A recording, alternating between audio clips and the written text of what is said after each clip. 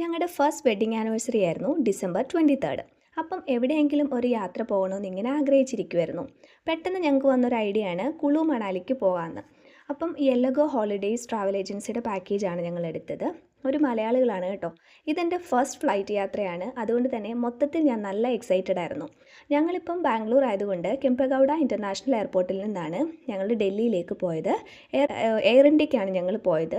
4:45 ഞങ്ങളുടെ ഫ്ലൈറ്റ്. അപ്പം 2:45 ഒക്കെ ആകുമ്പോൾ നമ്മൾ എത്തണമല്ലോ. ഞങ്ങളുടെ വീട്ടിൽ നിന്ന് ഒരു 1.5 hours എയർപോർട്ടിലോട്ടുണ്ട്. സോ ഞങ്ങൾ 1:30 ഒക്കെ ആയപ്പോഴത്തേന് ക്യാബ് എടുത്ത് കെമ്പഗൗഡ എയർപോർട്ടിലെത്തി. എൻ്റെ അമ്മോ, ടെർമിനൽ 2-ലായിരുന്നു. ഇത്രയും നല്ല രസമുള്ളൊരു എയർപോർട്ട്.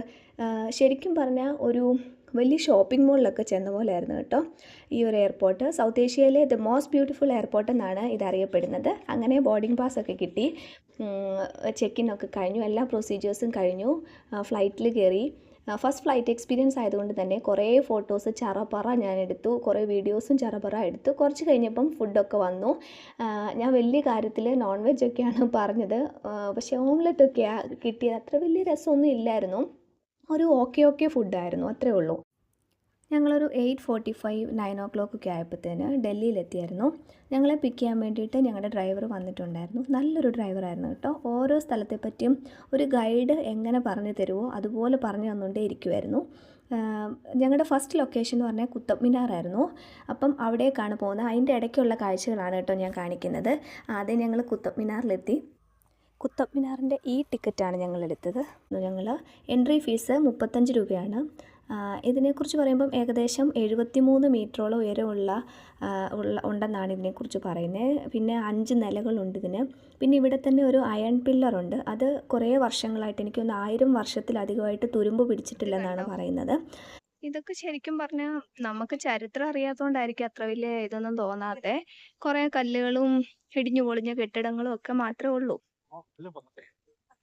റെഡ് സ്റ്റോൺ ഇട്ടാണ് പണിഞ്ഞിരിക്കുന്നതെന്നാണ് ChatGPT പറഞ്ഞത്. നമ്മൾ ടെക്സ്റ്റ് ബുക്കിൽ മാത്രം കണ്ട ഓരോ കാര്യങ്ങൾ നേരിട്ട് കാണുമ്പോഴുള്ള സന്തോഷമായിരുന്നു എൻ്റെ മുഖത്ത് മൊത്തം. അതുപോലെ തന്നെ ChatGPTയും യൂട്യൂബും നോക്കി ഞാൻ മടുത്ത്. സത്യം പറഞ്ഞാൽ നമ്മൾ പഠിച്ചിട്ടുള്ള കാര്യങ്ങളല്ലേ ഇതൊക്കെ, അപ്പം നമ്മൾ നേരിട്ട് കാണുമല്ലേ, അപ്പോൾ അതിനെക്കുറിച്ച് കൂടുതൽ അറിയാനുള്ള ആഗ്രഹമായിരുന്നു കേട്ടോ. ഇതിനകത്തെ കൊത്തുപണികൾ കണ്ട എന്ത് രസമായിട്ടാണ് അവര് കൊത്തുപണികൾ ചെയ്തേക്കുന്നത്. നോക്ക്, സംഭവം നമ്മൾ നോക്കുമ്പോൾ ഇഷ്ടിക പോലെയൊക്കെ ഉണ്ടെങ്കിലും ഒരു പെർഫെക്ഷൻ ഇല്ലാത്ത ഇഷ്ടിക കയറ്റി വെച്ചേക്കുന്ന പോലെ ഉള്ളൂ. പക്ഷെ ഇതൊക്കെ അറിയാവുന്നവർക്കറിയാം എന്തൊക്കെയോ സംഭവങ്ങളാണ്. നമ്മളിവിടെ വരുമ്പം നമുക്ക് ഗൈഡിനെ ആവശ്യമുണ്ടെങ്കിൽ അങ്ങനെ എടുക്കാൻ കേട്ടോ. അങ്ങനെ നമ്മുടെ പുറകെ വന്നവർ ചോദിക്കും ഗൈഡിനെ ആവശ്യമുണ്ടോയെന്ന്. ഒരു 1500 രൂപയായിരുന്നു അവർ ചോദിച്ചത്. പക്ഷേ ഞങ്ങളതൊന്നും എടുത്തിട്ടില്ലായിരുന്നു. ഗൈഡിനെ ഞങ്ങൾക്ക് വേണ്ടായിരുന്നു. ഞങ്ങൾ നേരത്തെ യൂട്യൂബിലൊക്കെ നോക്കി ഓരോ സ്ഥലങ്ങൾ അറിയാവുന്നത് കൊണ്ട് ഞങ്ങൾ ഗൈഡിനെ എടുത്തില്ല. ഇതാണ് ഞാൻ നേരത്തെ പറഞ്ഞ 1000 വർഷമായിട്ട് തുരുമ്പിക്കാത്ത ഒരു അയൺ പില്ലർ അവിടെ ഉണ്ടെന്ന്. അതിൻ്റെ ഫോട്ടോ ആണ് കേട്ടോ. അടുത്ത ലൊക്കേഷൻ ഞങ്ങൾ ലോട്ടസ് ടെമ്പിളായിരുന്നു. ഇതാണ് അതിൻ്റെ എൻട്രൻസ്. 27 പെറ്റൽസ് ഉള്ള ഒരു താമരയുടെ ഷേപ്പിലുള്ള ഒരു ടെമ്പിളാണ് കേട്ടോ ഇത്. ഏകദൈവ വിശ്വാസത്തിൽ അധിഷ്ഠിതമായിട്ടുള്ള ബഹായി എന്ന് പറയുന്ന മതത്തിൻ്റെ ഒരു ടെമ്പിളാണ്. ഏകമത വിശ്വാസമാണെങ്കിലും എല്ലാ മതത്തിലും ഉള്ള ആളുകൾ ഇവിടെ വന്നു പോകാറുണ്ട്. എല്ലാ മതത്തിലെയും പ്രധാനപ്പെട്ട വചനങ്ങളൊക്കെ അവിടെ വലുതായിട്ട് എഴുതി ഫ്രെയിം ചെയ്ത് വെച്ചിട്ടൊക്കെ ഉണ്ട് കേട്ടോ. അതിൻ്റെ അകത്തോട്ട് ഫോട്ടോഗ്രാഫി അല്ലെങ്കിൽ വീഡിയോഗ്രാഫി ഒന്നും അലൗഡ് അല്ലാത്തത് കൊണ്ട് തന്നെ നമുക്ക് ഒത്തിരി ഫോട്ടോസൊന്നും എടുക്കാൻ പറ്റില്ല. ദൂരെ നിന്ന് കാണുമ്പോൾ തന്നെ നല്ല രസമാണ്. വൈറ്റ് മാർബിൾസ് ഇട്ടാണ് ഉണ്ടാക്കിയിരിക്കുന്നത്. അതിന് ചുറ്റും കുറേ പൂന്തോട്ടങ്ങളും. ആ ടെമ്പിളിൻ്റെ മുന്നിൽ ഒരു തടാകം പോലത്തെ ഒരു സംഭവമുണ്ട്. ആ വെള്ളത്തിൻ്റെ കളറ് കണ്ടോ, നീലയാണോ പച്ചയാണോ അങ്ങനെയൊന്നും പറയാൻ പറ്റത്തില്ല. അതുപോലത്തെ ഒരു നല്ല കളറ് വെള്ളം, ശുദ്ധമായിട്ടുള്ള വെള്ളം ആണെന്ന് നമുക്ക് തോന്നും. നല്ല രസമായിരുന്നു. ഞങ്ങൾ ചെന്നപ്പോൾ ഒത്തിരി ആളുകൾ അവിടെ ഉണ്ട്. കാണാൻ വലുതായിട്ടൊന്നുമില്ല. പ്രധാനപ്പെട്ട മതങ്ങളുടെ എല്ലാം വചനങ്ങൾ അവിടെ എഴുതി ഫ്രെയിം ചെയ്ത് വെച്ചിട്ടുണ്ട്. അതിൻ്റെ അകത്തോട്ട് നമ്മളെ പ്രവേശിപ്പിക്കത്തില്ല. താഴെയുള്ള സ്ഥലങ്ങളൊക്കെ നമുക്ക് കാണാൻ പറ്റും. അതിൻ്റെ അകത്തോട്ട് ഫോട്ടോഗ്രാഫി വീഡിയോഗ്രാഫി ഒന്നും അലൗഡ് അല്ല. അതുകൊണ്ട് തന്നെ വെളിയിൽ നിന്ന് എല്ലാവരും ഫോട്ടോസ് എടുക്കുന്ന ആണ് നിങ്ങളിപ്പോൾ കണ്ടുകൊണ്ടിരിക്കുന്നത്. ഇത് ലോട്ടസ് ടെമ്പിളിൻ്റെ വെളിയിലുള്ള കുറച്ച് കടകളാണ്. ചെറിയ കടകളാണ്. നല്ല രസമില്ല? എനിക്കാണെങ്കിൽ ഇങ്ങനത്തെ ചെറിയ കടകളിലൊക്കെ കയറി ഇറങ്ങി നടക്കാനാണ് കാഴ്ചകൾ കാണുന്നതിനേക്കാളും ഇഷ്ടം. കുറേ സാധനങ്ങൾ, പാവ, അങ്ങനത്തെ എല്ലാ സാധനങ്ങളും അവിടെ മേടിക്കാൻ കിട്ടും. നമുക്ക് ആവശ്യമുണ്ടെങ്കിൽ അത് മേടിക്കാം. ഇനിയും അടുത്ത് ഞങ്ങൾ പോയത് ഹുമയൂൺസ് ടോംബ് കാണാനാണ്. ഇത് ഏകദേശം ഒരു താജ്മഹൽ പോലെ തന്നെയാണ് അതിൻ്റെ സ്ട്രക്ചറൊക്കെ. ഇന്ത്യയിലെ രണ്ടാമത്തെ മുഗൾ എംപററായിരുന്ന ഹുമയൂണിൻ്റെ ശവകുടീരമാണിത്. ഇത് ഇന്ത്യയിലെ തന്നെ ആദ്യത്തെ ഉദ്യാന ശവകുടീരം എന്നാണ് പറയുന്നത്. ഹുമയൂൺ മരിച്ച ഒരു 14 വർഷം കഴിഞ്ഞപ്പോൾ അദ്ദേഹത്തിൻ്റെ വൈഫ് പണിഞ്ഞതാണ് ഇതെന്നാണ് അവിടെ ഒരു മാർബിളിൽ എഴുതി വെച്ചിട്ടുള്ളത്.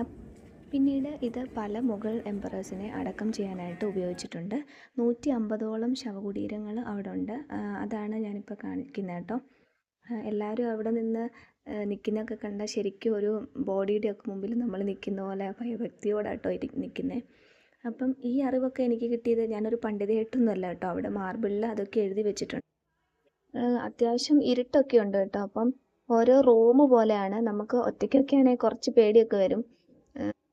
ഇനിയിപ്പോൾ എൻ്റെ കുറേ ഫോട്ടോഗ്രാഫി വീഡിയോഗ്രാഫി സ്കില്ല് കാണിക്കുവാണ് ഞാൻ. ഓരോ റൂമിലും പോയി, പക്ഷേ ആൾക്കാർ എൻ്റെ പുറകെ ഉണ്ടെന്ന് ഞാൻ ഉറപ്പ് വരുത്തിയിട്ട് അവിടെയൊക്കെ നിൽക്കാറുള്ളൂ കേട്ടോ. എനിക്ക് കുറച്ച് പേടിയൊക്കെ ഉണ്ടായിരുന്നു. അപ്പം ഓരോ ജനലിൻ്റെ ഇടയിൽ കൂടെ ഒക്കെ ഫോട്ടോ എടുത്ത് നോക്കുവാണ് കൊള്ളാവോ എന്നൊക്കെ. 35 രൂപ കൊടുത്ത് ഇതിൻ്റെ ടിക്കറ്റ് നമ്മൾ ബുക്ക് ചെയ്യണം കേട്ടോ, ഈ ടോംബ് സന്ദർശിക്കാൻ വേണ്ടിയിട്ട്. ഞങ്ങളുടെ അടുത്ത ലൊക്കേഷൻ ഇന്ത്യയുടെ ഭരണസിരാ കേന്ദ്രമായ രാഷ്ട്രപതി ഭവനിലായിട്ടാണ്. ഞങ്ങളെ അവിടേക്ക് കൊണ്ടുപോകാൻ വേണ്ടിയിട്ട് ഞങ്ങളുടെ ഡ്രൈവർ വന്നിട്ടുണ്ടായിരുന്നു. 330 ഏക്കറിൽ വ്യാപിച്ച് കിടക്കുന്ന ഇന്ത്യയുടെ പവർ ഹൗസാണ് ഈ രാഷ്ട്രപതി ഭവൻ എന്ന് പറയുന്നത്. ഞാൻ ഈ ട്രിപ്പിൽ ഏറ്റവും എനിക്ക് ഉപകാരപ്പെട്ടൊരു സ്ഥലമാണ് ഈ രാഷ്ട്രപതി ഭവന്. നമ്മളിവിടെ ചെല്ലുന്നതിന് മുമ്പ് ഒരു 100 രൂപയുടെ ടിക്കറ്റ് എടുക്കണം. നമുക്ക് രാഷ്ട്രപതി ഭവൻ്റെ ഓരോ കാര്യങ്ങളും പറഞ്ഞു തരാൻ അവിടെ ഒരു സ്റ്റാഫ് ഉണ്ട് കേട്ടോ. ഒരു ഇന്ത്യൻ എന്ന നിലയിൽ നമ്മൾ കണ്ടിരിക്കേണ്ട ഒരു സ്ഥലം തന്നെയാണിത്. നമുക്കറിയാത്ത കുറേ കാര്യങ്ങൾ അവർ പറഞ്ഞു തരും. അവർ ഹിന്ദിയിലായിരുന്നു ഞങ്ങൾക്ക് ഓരോ കാര്യങ്ങളും വിശദീകരിച്ച് തന്നുകൊണ്ടിരുന്നത്. അവിടെ ഫോട്ടോസോ വീഡിയോസോ ഒന്നും അലൗഡ് അല്ലാത്തത് കൊണ്ട് വെളിയിൽ നിന്ന് കുറച്ച് വീഡിയോസ് മാത്രമേ ഞങ്ങൾ എടുത്തിട്ടുള്ളൂ കേട്ടോ. ഡൽഹിയിൽ ഞങ്ങൾ രാഷ്ട്രപതി ഭവനിൽ പോകുന്നതിന് മുന്നേ തന്നെ ഓരോ കാര്യങ്ങളെക്കുറിച്ചും അവിടെ കണ്ട പ്രധാനപ്പെട്ട ബിൽഡിങ്ങുകൾ ഏതൊക്കെയാണോ അതെല്ലാം ഞങ്ങളുടെ ഡ്രൈവർ ഞങ്ങൾക്ക് പറഞ്ഞു തരുന്നുണ്ടായിരുന്നു കേട്ടോ. അതാണ് ഞാൻ പറഞ്ഞത്, നല്ല കോപ്പറേറ്റീവായിട്ടുള്ളൊരു ഡ്രൈവറായിരുന്നു. അപ്പോൾ ഞങ്ങൾ രാഷ്ട്രപതി ഭവനിലെത്തി ഒത്തിരി ഫോട്ടോസ് എടുക്കണമെന്നൊക്കെ ആഗ്രഹം ഉണ്ടായിരുന്നെങ്കിലും എനിക്കൊരു കുറച്ച് പേടിയുണ്ടായിരുന്നു. അവിടെ ഫോട്ടോസൊന്നും അലൗഡ് അല്ലല്ലോ, അപ്പം എടുക്കാൻ പറ്റത്തില്ലാത്തതുകൊണ്ട്. എന്നാലും ഞാൻ കുറച്ച് ഫോട്ടോസൊക്കെ എടുത്തു. ഞങ്ങൾ ചെന്ന ദിവസം അവിടെ പ്രസിഡൻ്റ് ഉണ്ടായിരുന്നു. പ്രസിഡൻ്റ് ഇവിടെ പോകാൻ തുടങ്ങുമായിരുന്നെന്നാണ് ഞങ്ങൾ അറിഞ്ഞത്. അവിടുത്തെ അകത്ത് കയറി കണ്ടപ്പോൾ ദർബാർ ഹാള്, ലൈബ്രറി, അതുപോലെ ഡൈനിങ് ഏരിയ, അതൊക്കെ. ദർബാർ ഹാൾ എന്ന് പറയുമ്പോൾ നാഷണൽ അവാർഡ് സെറിമണിയൊക്കെ നടക്കുന്ന ഹാളാണ് കേട്ടോ. അതൊക്കെ ഞങ്ങൾക്ക് കാണിച്ചു തന്നു. ഹിന്ദിയിലാണ് അവർ ഓരോ കാര്യങ്ങളും എക്സ്പ്ലെയിൻ ചെയ്യുന്നത്. പിന്നെ പറഞ്ഞൊരു ഇൻട്രസ്റ്റിംഗ് ആയിട്ടുള്ള കാര്യം, പ്രസിഡൻ്റ് ഉള്ള ദിവസം മുകളിൽ ഡോമിൻ്റെ അടുത്തുള്ളൊരു സ്പെഷ്യൽ റെഡ് ലൈറ്റ് അവിടെ കത്തിക്കും. അതിനർത്ഥം അതവിടെ കത്തി നിൽക്കുന്നുണ്ടെങ്കിൽ, റെഡ് ലൈറ്റ് കത്തി നിൽക്കുന്നുണ്ടെങ്കിൽ പ്രസിഡൻ്റ് അവിടെ ഉണ്ടെന്നാണ് അർത്ഥം. അത് പ്രസിഡൻ്റ് അവിടെ ആബ്സെൻ്റ് ആണെങ്കിൽ ആ ലൈറ്റ് ഓഫായിരിക്കും. അതൊക്കെ അവർ എക്സ്പ്ലെയിൻ ചെയ്ത് തന്നെ കേട്ടോ. അടുത്തത് നമ്മൾ ചെറുപ്പത്തിലൊക്കെ പഠിച്ചിട്ടുള്ള ഒരു സ്മാരകം കാണാനാണ് പോകുന്നത്, ഇന്ത്യ ഗേറ്റ്. ഫസ്റ്റ് വേൾഡ് വാറിലും അഫ്ഗാൻ യുദ്ധത്തിലുമൊക്കെ വീരമൃത്യു മരിച്ച നമ്മുടെ സൈനികരുടെ ഓർമ്മയ്ക്ക് വേണ്ടി നിർമ്മിച്ചിട്ടുള്ളൊരു സ്മാരകമാണിത്. നമ്മൾ ചെറുപ്പത്തിൽ ഇതൊക്കെ പഠിച്ചപ്പോൾ ഒരിക്കൽ പോലും നമുക്കിതൊക്കെ കാണാൻ പറ്റും, നേരിട്ട് കാണാൻ പറ്റുമെന്ന് ഒരിക്കലും പ്രതീക്ഷിച്ചതല്ല. അപ്പം ഇന്ത്യ ഗേറ്റ് കാണാൻ പറ്റിയതും എനിക്ക് ഭയങ്കര സന്തോഷമായിരുന്നു കേട്ടോ.